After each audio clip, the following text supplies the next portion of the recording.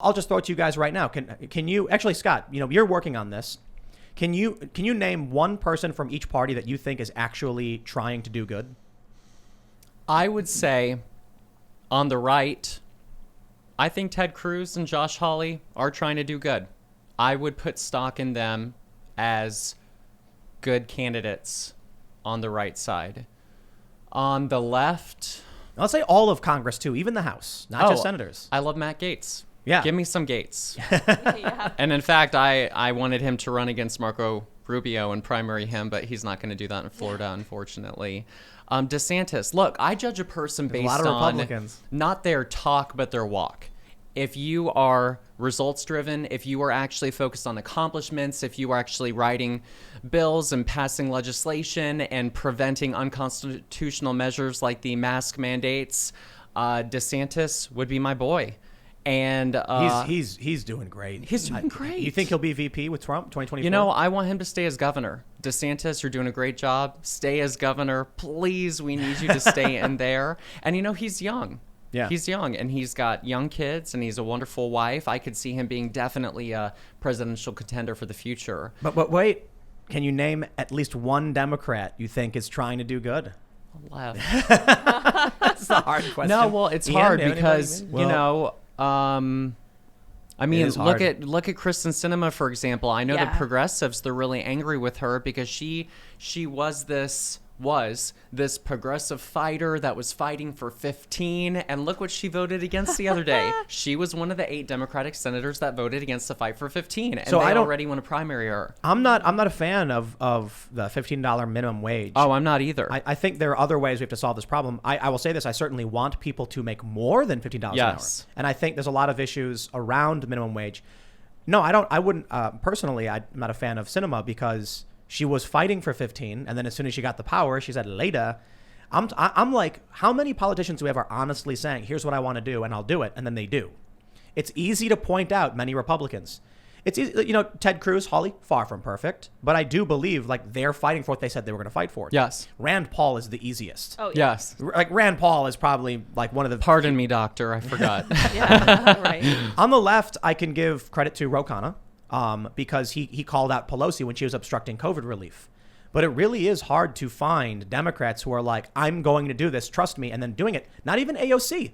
She's like, I'm gonna challenge Nancy Pelosi and then vote for her every single time. There is one gentleman, I forget his name, but he continues to primary Debbie Wasserman Schultz in Florida. Canova? Yes. I give respect to Canova because Right. he seems that he's been consistent in his messaging, and he won't lock in step with the Democrat Yes. Party just because of Debbie Wasserman. So I give credit to Canova. We had Tulsi Gabbard. Yeah, that's what I was thinking. And Yeah. She's great. she was the yeah. real deal, Yeah. and was like, I can't be part of this joke anymore. And basically, For whatever she's reason, going at it she- from the media now because it's Yeah. way more effective to change culture. There was a joke the left was saying. They said Tulsi Gabbard was assigned Republican at birth, making a joke about her, and it's like she's such a progressive. She's like in favor of gun control. Yeah, I disagree with her on a lot. She is anti-nuclear power, like at least in her policy positions. I've criticized her positions for that. I disagree with them.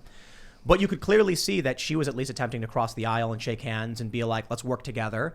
And she abstained. I believe she abstained from impeachment, right? She was one of the few who was like, I'm not getting involved. And there were like 2 other Democrats that said no. I think so. Jeff Van Drew, I'd shout out for the Democratic Party, but he quit. He joined the Republicans. Interesting. Yeah. Lately, Rashida Tlaib said a few things on Twitter that I was very surprised and happy to see. I'll give her a shout out. I supporting human rights and Yeah. the right to freedom of speech. I don't know. It's a lot of media spin, so it's hard to say that like she's the real deal. But I'm really happy from what I've You seen. know of what? hers. I'm going to absolutely say, I will say Rashida Tlaib. I disagree with her on a Yeah. lot of things, She's but consistent. she's consistent, right? So she voted against the omnibus bill that was like a lot of this foreign spending and bloat for reasons that, I probably don't agree with. And a lot of our policies don't agree with. I'm just looking for someone who's going to be like, here's what I want to do, and I will do it. I look at almost every single politician, and they're like, if you vote for me, I'm going to get into Congress, and I'm going to end this blockade. I'm going to fight for kitchen table issues like the economy and jobs. And then 31 Democrats get in, and the first thing they do is, thank you for letting me in. Impeach him. Impeach him. I don't care about your insurance. I want to impeach Trump. That's what they did. That's why I'm sorry, man. When it was 31 districts, right?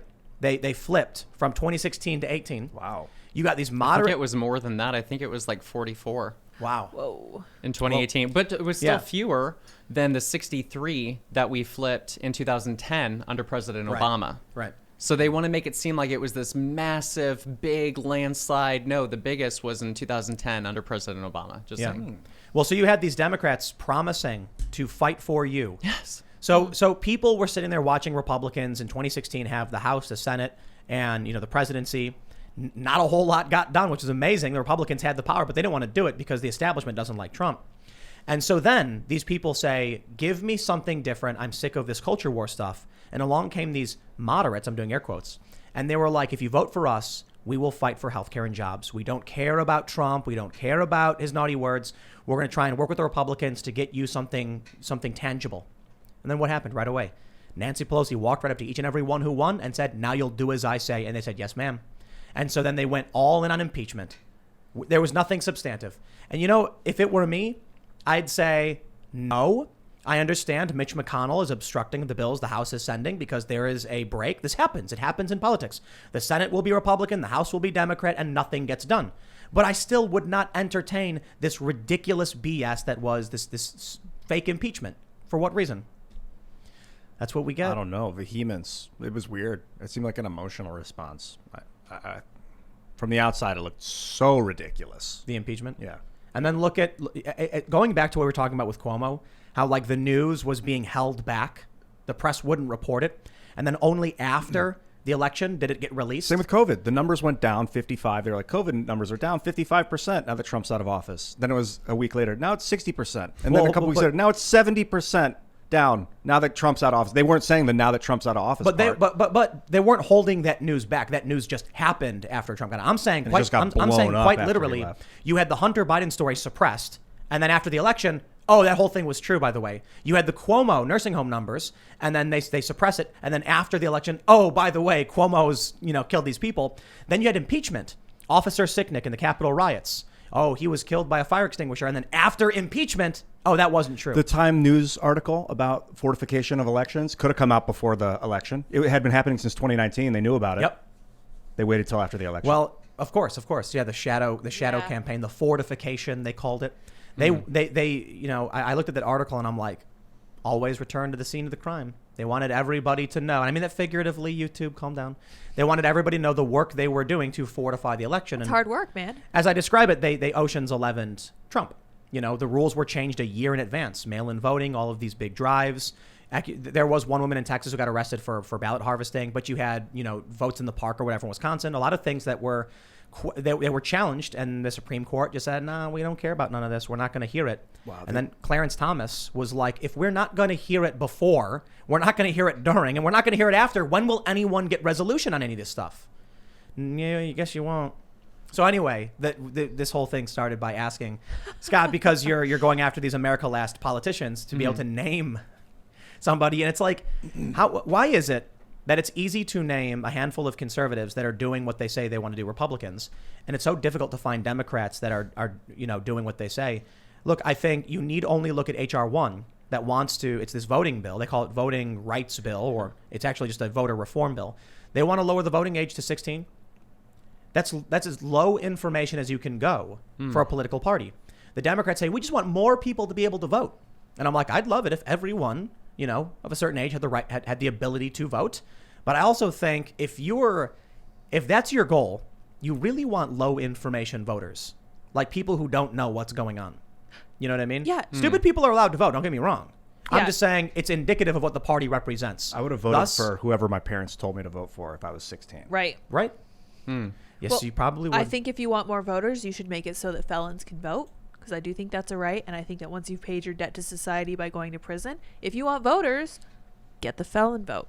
I agree. I think that people idea. who serve their time and debt to society should have they shouldn't lose rights for this. Right. They should. It's like state by state. Here's your gun and here's your vote. Have a nice day. Exactly. Yeah. No, but it's really crazy. You get a felony, like you're a second class citizen at this point. It's too bad. And I think that's wrong. I do. I think we're supposed to have rehabilitation, not retribution. People who go to prison, we're supposed to be like, you promise to do better. All right. Okay. Come on out. Here's your job. Here are your rights. You can participate same as everybody else. If you do it again, you go back to prison. If it's already illegal, why do we need to do these things? I'm not a fan. I don't Certain like it. non-violent felonies for sure. Like if it's like repeating violent felonies, maybe you got to remove them from society for a while. But Violence, right? You get maximum security prisons and things like that. But yeah, especially non-violent stuff, which is another. I'll say it's a disappointment. I was hoping that Trump on the way out would take bolder action in terms of pardoning people. And he didn't, and he pardoned that corrupt, was it the mayor from Detroit or whatever? So, what was your thoughts on Trump generally? Well, I mean, today I put out a tweet talking about policies that I stand for. I want fair trade, not free trade, and I want lower corporate tax, and I want to secure the border, and a lot of the things that I was tweeting about. People were like, well, those are President Trump's policies. And it was just interesting to see how every single one of those that he was working towards or had accomplished. And that's what I think the future of the Republican Party is. End endless wars. If he put a cap on insulin prices, what's the first thing that President Biden does? He removes the cap. Now insulin is skyrocketing during a pandemic. I mean, how heartless can you be? To our community facing diabetes, that you're going to skyrocket the price of insulin. And it was just really interesting that the things that I put out were so non-controversial. Like, for example, let's stop giving funding and foreign aid to countries that say death to America or hate us, or who are having camps for terrorism bomb training classes. Why are we funding those countries? Can anyone answer me that question? And why are we not focusing on building our infrastructure, making sure that our schools are funded and not worse than Japan? Why are we rebuilding China? Why are we rebuilding the rest of the world and not investing in our infrastructure?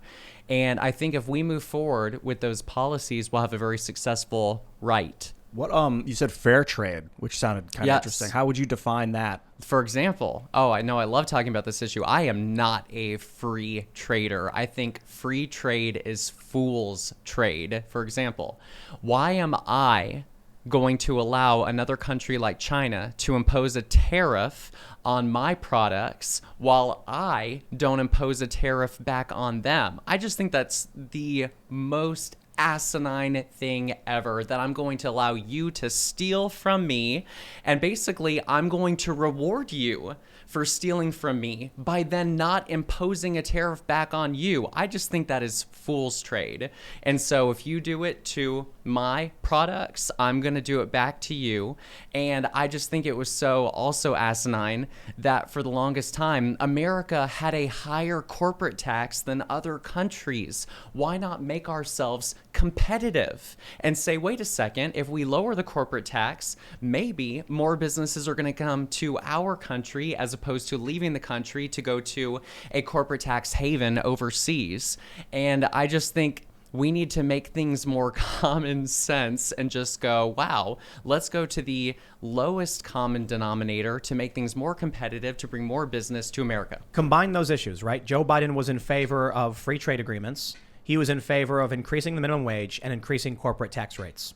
What will those three things do? Okay, if I can set up a factory in China and I'd pay a lower tax and a lower wage to my employees, I save a bunch of money. And then I can send all my products back to the U.S. for free? Is an extraction. It is the most insane combination of policies. And the American workers will be too expensive to hire because they're all making a gigantic wage at minimum. So you got to hire outside the country. It'll drive American salaries and wages down. It'll force them down. And we see this happen. Okay, these free trade agreements did this. It's why Bernie Sanders in 2016 was popular and Trump, because Bernie was saying the same things. Open borders is a Koch brothers proposal. These free trade agreements. Right. And he got smeared. The World Socialist website called Bernie Sanders a capitalist nationalist. Free trade is dangerous. They called him that. It was hilarious. Free trade doesn't lead to freedom. It leads to corporate slavery. Like if you allow corporations to trade unfetteredly, they do things like the Trans-Pacific Partnership, where they're basically giving corporations the ability to sue American citizens, to sue our government for like defamation or for what they would call like... It was an extraction. It was like hollowing out the United States. The American workers were getting left behind. Small towns were falling apart. And that's why people just were screaming, I'm mad as hell and I can't take it anymore.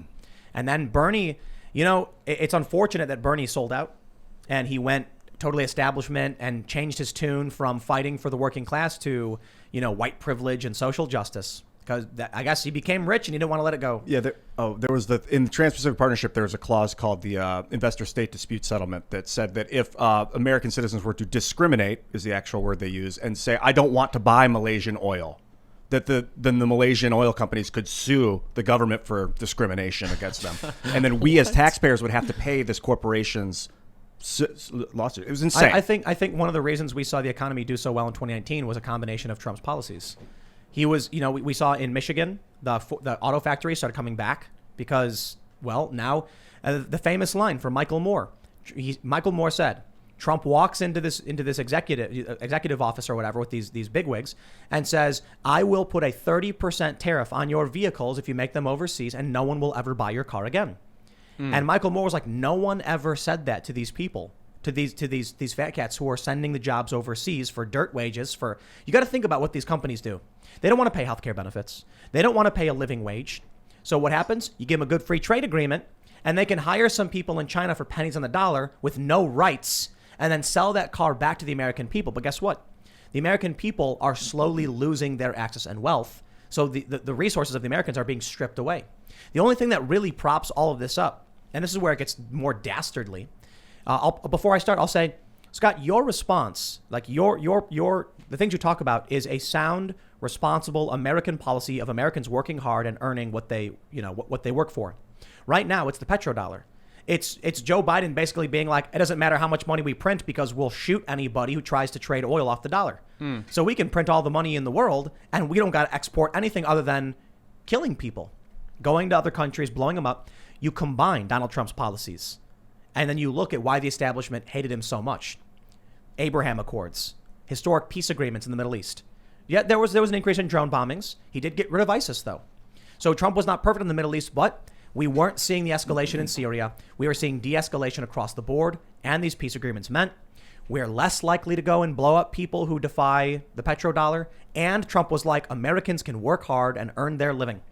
And then you have the establishment elites going, we have to work? Oh, no, I'd rather just shoot people. Military-industrial complex was like, but who will we sell our bombs to? So all of these status quo establishment people were just like, dude, it was so easy to extract wealth. And then the military-industrial complex was like, it was so easy just selling bombs. Can we just go back to pointing the American gun at other countries who refuse to use the petrodollar again? Then we don't got to work. Thanks for checking out this clip from the Timcast IRL podcast. If you want to see the full show, come back to this channel, youtube.com/TimcastIRL, Monday through Friday at 8 p.m., where you can leave comments and super chat, and we actually will read your comments on the show. Don't forget to like, share, subscribe, and if you want exclusive members-only content, segments you can't get anywhere else, go to timcast.com, become a member, and we even have full bonus episodes. Thanks for hanging out, and we'll see you all next time.